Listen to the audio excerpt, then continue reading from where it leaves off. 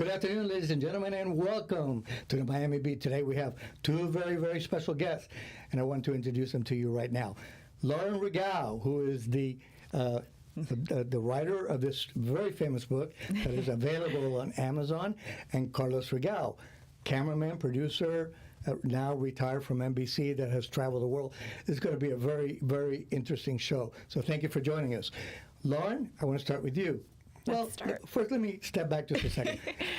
I want to thank both of you for coming in dressed in pink. Barbie pink. Because this is a Barbie pink, but it's also the Messi pink. It is, and it's Miami Beat 305. And what's more Miami than Messi, right? So we had to come wearing our pink.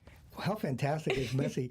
What has Messi done for this community? What, in your mind? I mean, tell us about that, Lauren, because I know you're a PR specialist, so you follow all of this. I do. I mean, I think from a communication standpoint, he's just elevated Miami. I think Beckham already elevated Miami, and then when Messi got here, come on. I mean, restaurants changing their menus for him, people doing murals of him on the streets of Miami. I mean, this guy is making Miami his.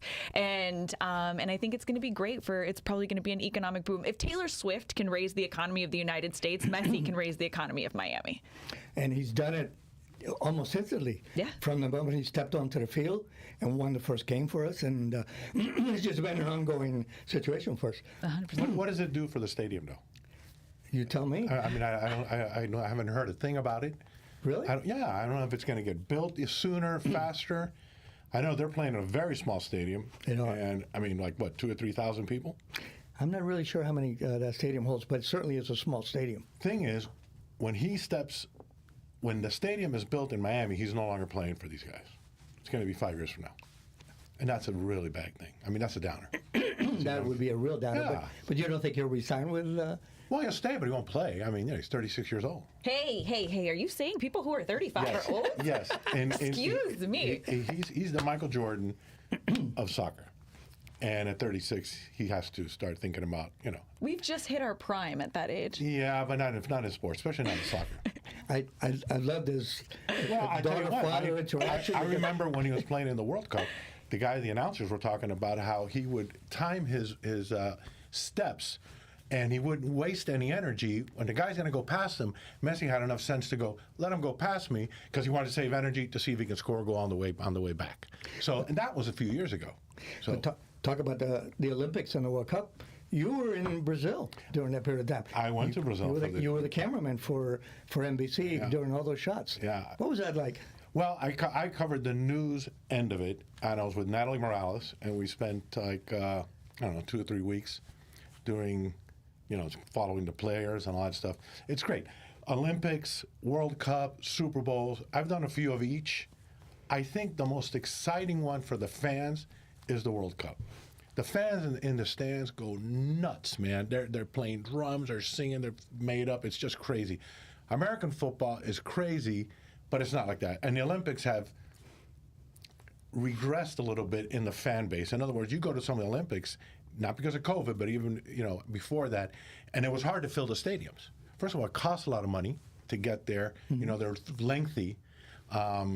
So only the elite kind of go and follow the sport, and and so they sit you down at the bottom. You buy a ticket. There's mostly a lot of empty seats. I mean, that's my experience with it. But not in soccer. But it is one of the most amazing experiences when you go to an Olympics. It's the coolest. It's amazing. I've had the honor to go to 2 of them with my dad, and the first one actually. This is a really good story because this kind of gives you an insight into why our book came to be. So I was, I think, 2 weeks old. It was 2 weeks after I was born, and my dad was heading to South Korea and went to the South Korea Olympics 2 weeks after I was born. Left my mom, who's here on set behind scenes with us, left her with a newborn baby. So since I was born, my dad's kind of been exposing me to the world of media and the excitement that comes along with that. And the Olympics are just a huge part of it.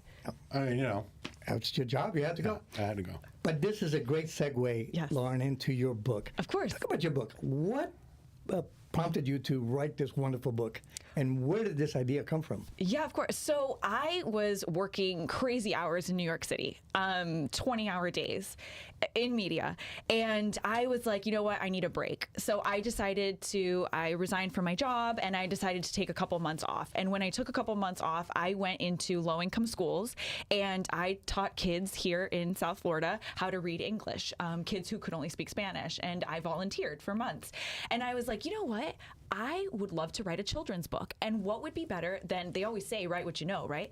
So I was like, what would be better than writing a book about what I know, what I've known my entire life, which is growing up with my dad, being a photojournalist, all of his crazy experiences out in the world. And obviously we couldn't share crazy experiences with kids. So we had to like kidify the stories and PG-13, PG the stories. And I was like, you know what? I'm going to make them rhyme. We're going to do this. So started, conceptualized my idea, drafted. I don't draw. I am not an artist, but I was like, you know what? I'm going to draw what I think it's going to look like, and then brought an amazing artist on board, an illustrator, Anne-Marie Rapak, and she took over and brought my vision to life, and that's where we came up with The Adventures of Lala and Her Papa. Well, The Adventures of Lala and Papa, I remember the day that you launched the book and you sent out a press release, and I immediately went into Amazon and I bought the book. I said, wow, this is phenomenal. Phenomenal because I have known you since you were a little kid, and I also want to share with the audience something else. You're not only a publicist, but you're also an actress. You have acted in several movies in Hollywood. I did. Good. So talk about that a little bit. I was a child actor. Yeah. That's kind of how I got my start. I knew I wanted to be in the media somehow, some way, right? So I started modeling when I was like 5 years old, and then my parents were like, I don't think this is for her. These people are kind of crazy.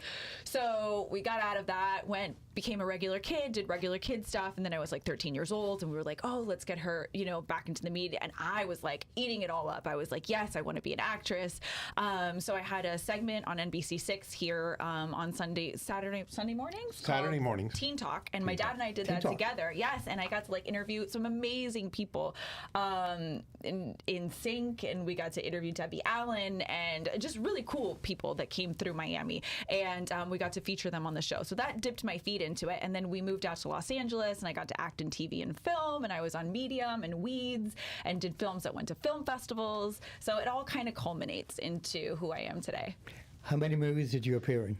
A couple that went to film festivals and are released now on, Amazon, Tubi, all of that kind of stuff, and then TV shows, and did guest appearances. I was actually got the honor to delve into an autistic character. I played an autistic young woman on Medium with Patricia Arquette, which was an amazing experience. I remember that movie. Yeah, so it was, it was kind of like, it was a really beautiful experience to be able to, obviously I'm not, but to be able to understand what autistic kids and their parents go through, and that research that I was able to do really did well with that role. So that was amazing. That's part of acting, right?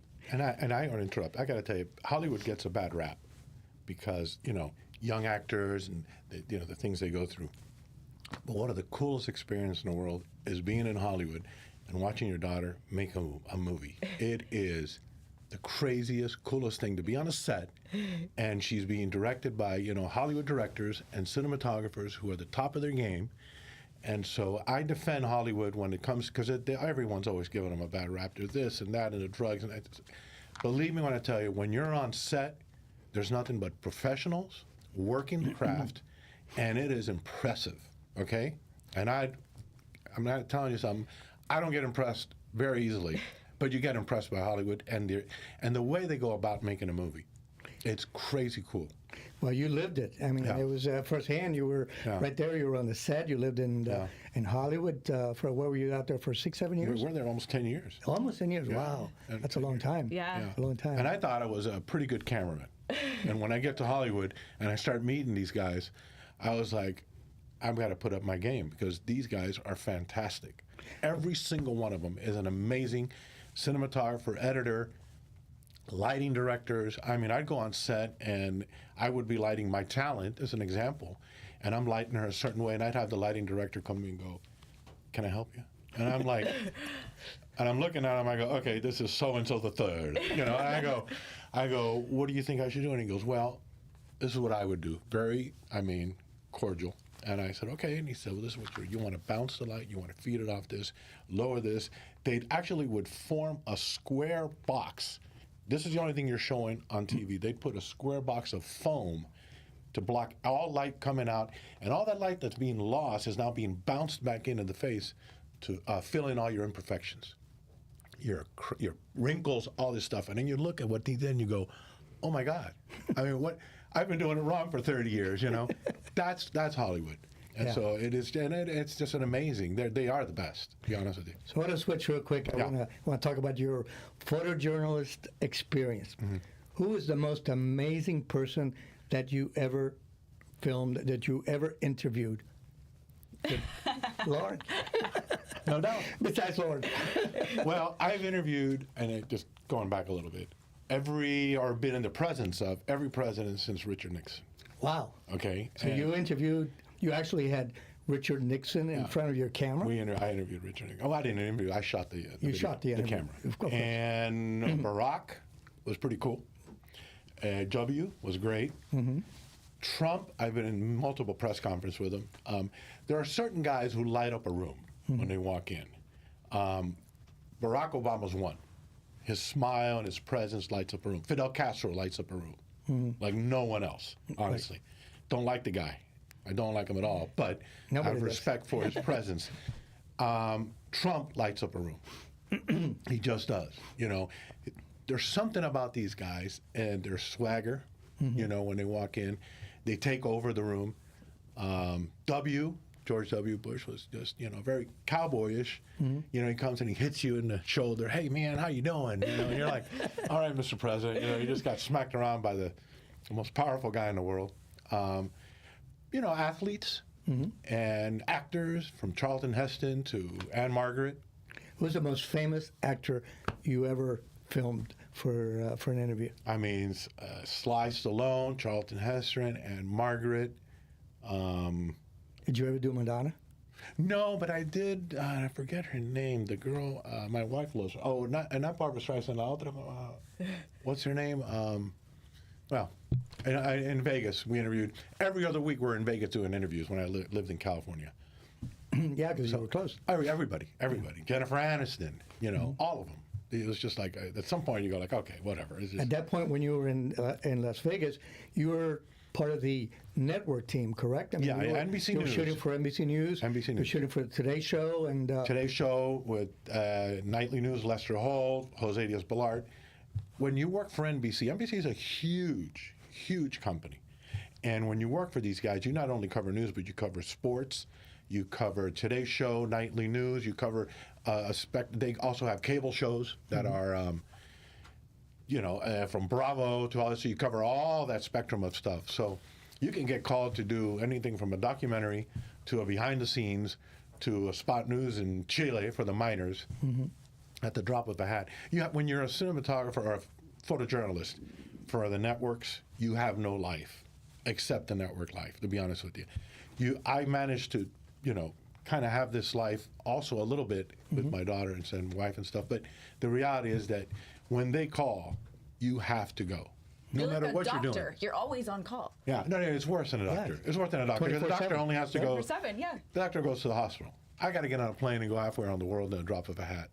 And so you've got to be ready for that. You can't, you know, you can't be cocktailing. You can't go out at, although I did cocktail, but you take your chances. But you can't go out. You get called in the middle of a wedding. Not, you know, you can always, hey, look, I'm not going to work this day. But that's not the norm. I remember calling you one time, and because we had a very, very interesting press conference coming up, and you answered the phone, and you were in Guatemala. Yeah. I'm like, what are you doing in Guatemala, dude? I just saw you yesterday here in Miami.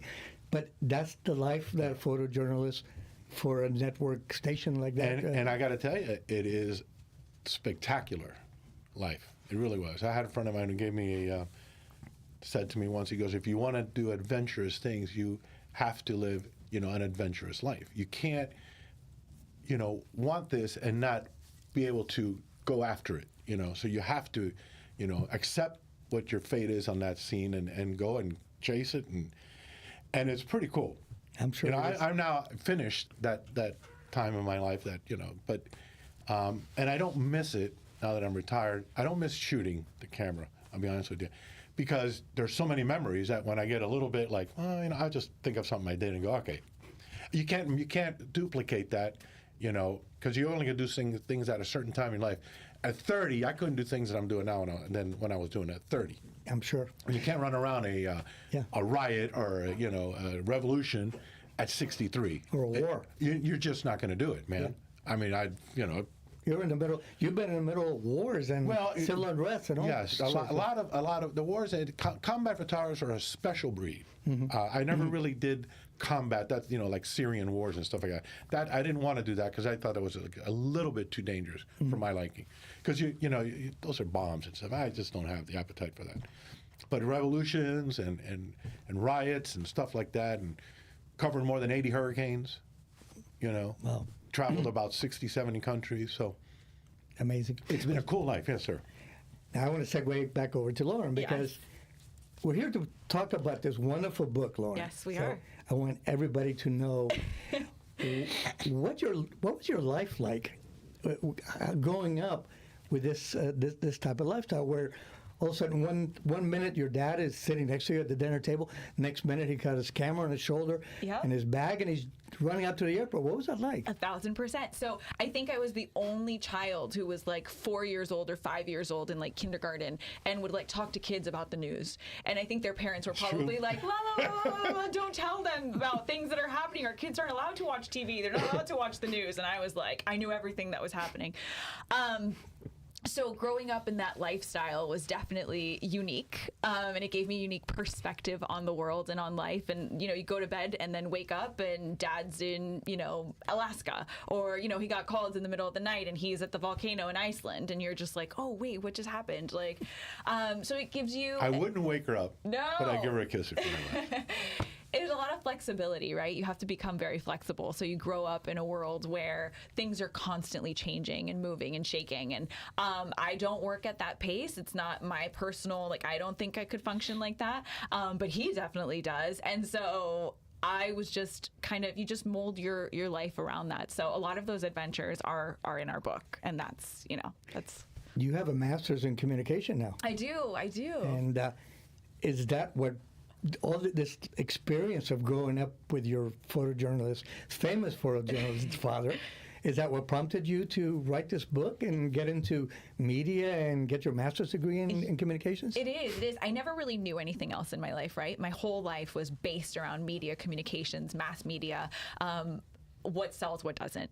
And so it was kind of my world. I really don't know anything else. And I think my time in Hollywood also helped me with that, right? So public speaking and understanding how people connect to one another and listening to people. I think that's always the most important thing. You can hear people and that doesn't really resonate, but when you really listen to people, that's what resonates with humans, right? And that's one of the most important aspects of communication. So all of those little things are in this book, except the book rhymes from front to back. So I don't know, my professors would probably be like, oh goodness, she rhymes. Some of the words don't even make sense because they're for kids. So, but that is part of who I am as a person and why I went back to school, decided to get my master's in communication and keep pursuing just helping people and giving people information that they so want, right? We're in this technology age and in this information age where everything we're consuming, from entertainment to social media to news, everything is information. And people just crave it and they want real information, not fake information, but it happens. So how do you control it? How do you help people know what's happening around them? And that is mass media and communications. And so that's where I found my niche. Talk about how the world has changed since you started in media when you were a young girl and you started with the show at NBC6 here in Miami. How has it changed your career with this digital news media where everything has gone digital and everything is like at the snap of a finger, where everything is, has your career changed? How has your mindset changed as to what you want to do, pursue your career for the rest of your life? Yeah, I think that part of one of the biggest parts of who I am as a person has been adapting. One of my first managers that I had used to call me a chameleon. He's like, "You're my little chameleon. You can transform and become like all these different characters, and you can, because you feel what other people are feeling, right?" My therapists would call it the fact that I'm an empath, but it's kind of like you feel what other people are feeling and you kind of resonate with them and you understand them. That's it. That's all it is. And then being able to use those techniques of adapting to different situations and figuring out the communication is changing and I want to change with that communication. So as digital communication, social media came into play, like I wanted to adapt with that. So I started taking those things under my wing, and you know, I use that as part of my communications repertoire is social media managing, doing all these different aspects of media, because when it comes down to it, it's all information. That's all it is, sharing information and communicating with people. I want to change the subject a little bit because there's this article I read yesterday in the Washington Post where this artificial intelligence mode of communication and, you know, prepping for articles and things like that are basically diminishing the role of females in the media world. How do you see that? Because they're saying that by the year 2030, females are going to be a small part of what the media world is like. How do you see that? So, I mean, this is the thing. I think AI is a very complicated topic to get into. But the one thing that AI doesn't bring in, which I think I haven't heard one person probably mention yet, is personality. I don't know, like, I can't sit with AI and have this amazing conversation that we're having right now, and I can't connect to AI in that way, and I can't marry AI, and I can't date AI. I mean, maybe somebody can. I don't know. Tell me, call me, Mom Bumble. I don't know. But it's hard to find that, right? It's hard to find that connection. And so I think that is maybe where we're going to delve into it, and I think it's going to have amazing success with medicine, and it's probably going to be able to help a lot of people as well. And we'll find a balance. I think we will. I think we'll be able to use it for the best that it has to offer, and at the same time, we will remember that we need, you know, some people like us and some females, and we need these personalities to come out and help out.